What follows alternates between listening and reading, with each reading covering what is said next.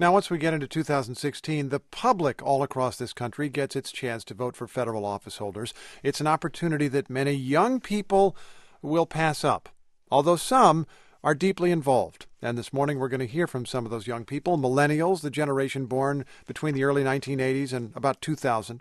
Many say they're disappointed with politics. What's not to like? They say they're disappointed, yet some are motivated by that frustration. NPR's Asma Khalid spent some time with a group of college students who are into politics. I'm on the campus of Harvard University. They've been researching millennials here since the oldest of that generation could vote. Some 60 undergrads from colleges across the country are in town at the school's Institute of Politics to talk about political engagement. They're an unusual group. They read the news, they vote, and they even encourage friends to vote.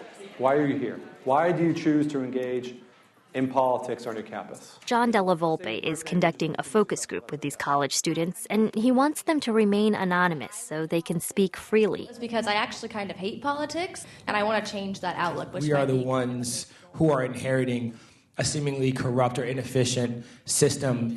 I feel like our generation is in this post-9/11 kind of angry. I feel like politics has traditionally been for white men, and I think for me it's important to put my voice in as a Latina woman. When these young people talk about politics, it seems they have no faith in the system, but they have a profound faith they can change the system. What I like to say is no vote, no voice. That's 22-year-old Kabir Hussein. After the focus group wrapped up, I found him hanging out with his friend Theo Kelly.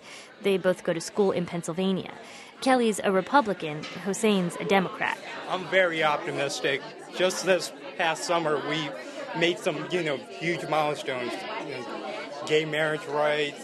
I feel like we're in an upward trend. There are a lot of good things happening. Recent surveys show millennials, more than any other generation, think America's best days are ahead.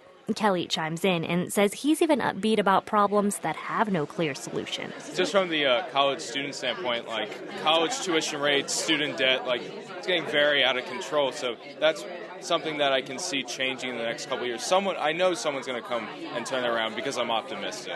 It's the way so many millennials feel. They're saddled with debt and worried about job prospects. And yet a Pew study shows about 85% think they'll have enough money to live the lives they want. Statistically, they're the most hopeful generation. But they're still distrustful of politics. Here's John Della Volpe again. There's a lot of concern about inefficiencies and potentially even corruption within the system. The good news, though, is they're able to take the negativity within the process and try to reform the process kind of from the outside in. And that's exactly what 19-year-old Ana del Castillo tells me. She's Latina and grew up in Mississippi. She says immigration is an important issue for her.